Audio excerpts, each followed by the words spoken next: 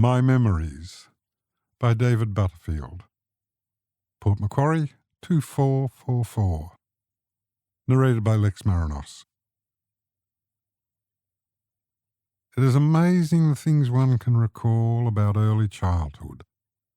Once upon a time, many years ago, when I was about 4 or maybe younger, I remember sitting on my dad's shoulders, slowly nodding, trying to keep awake, as he walked home from the local agricultural show. It was late. It was dark. It had been a long day. I remember the dust drifting across the main arena where cattle, horses and other beasts were on show. The smell of hot brown jam doughnuts, rolled in cinnamon sugar. The smell of cow dung, pungent and slightly sweet, and wafts of tobacco smoke from rollies. Another time, I remember sitting in the dicky seat of Dad's cloth-roofed old banger, heading for a relative's home several miles from ours, along a rutted dirt track. It seemed to take forever to get there, and it was cold and wet in that dicky seat, even though I had an old army blanket covering me from the waist down. I was at the rear of the old Ford, exposed to the elements, the steady, light drizzle and frequent potholes we bounced in and out of made for a memorable trip. Fast forward a year or two, and I can hear Mum yelling as though it was yesterday, "Get down from that bloody roof! Do you want to break your bloody neck? God help me, bloody kids! Who'd bloody have 'em?" Mum didn't often resort to swearing, but she was making up for it that day, I can tell you. I don't recall how or when I got down from the roof, let alone how I got up there, but I'm certain it would have been after Mum had cooled down a bit. She had a favourite thin strip of willow branch, and I often found it swishing around my lower legs for no apparent reason. I was a fairly good kid, as best as I recall, give or take the odd incident. Anyway, I must have got off the roof eventually, probably after dark, and I didn't break my bloody neck either. Memories.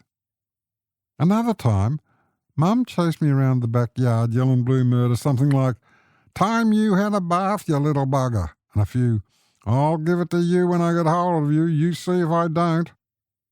Well, who was going to hang about to find out? So I just kept running until I brought her to a standstill, huffing and puffing and waving that thin strip of willow.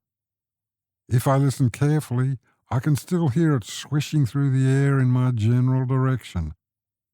I must have eventually been caught, because I remember getting dunked in the laundry trough, one of those old concrete things on a stand, and getting soap in my eyes. Or was it in my mouth? Anyway, it was me that was yelling blue murder then. Memories.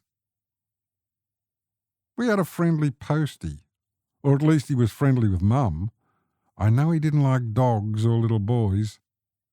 I remember we had this picket fence at the front of our home with a low hedge on the house side and a footpath on the other side. The postie blew his whistle after putting any post in the mailbox at the front of a property in those days. We heard his progress as he came along the street. Mum rushed out to the mailbox if she heard the whistle and waited for the postie to arrive at our house.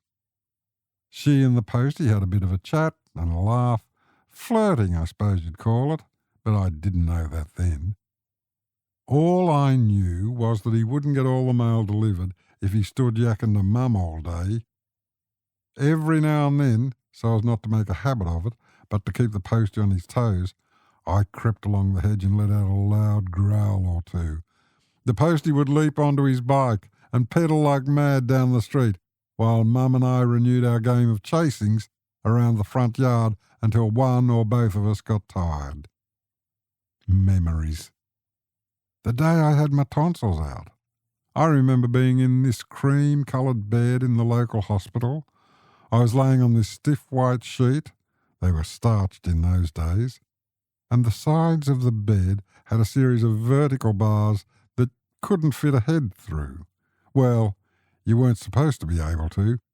but with a bit of effort I managed it. However, try as I might, I couldn't get my head back out, so I was stuck there until the nurse came along.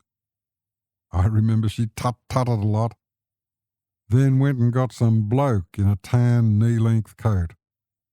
I think he was an orderly or something, but all he did was scratch his head and say, "Jesus, kid." The nurse came back, tut-tutted some more, then they both walked out of the room.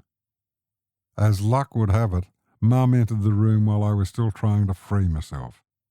I couldn't figure out why I couldn't get my head out when I could get it in between the bars so easily. Perhaps it was the way my ears are placed on my head. Anyway, Mum saved the day with a "Christ, what have you done now?" and a bit of her shoving and me pulling. We managed to get my head back to the right side of the bars. I think my ears and throat were a bit sore that day, but ice cream and raspberry jelly made it all worthwhile. Memories. The end.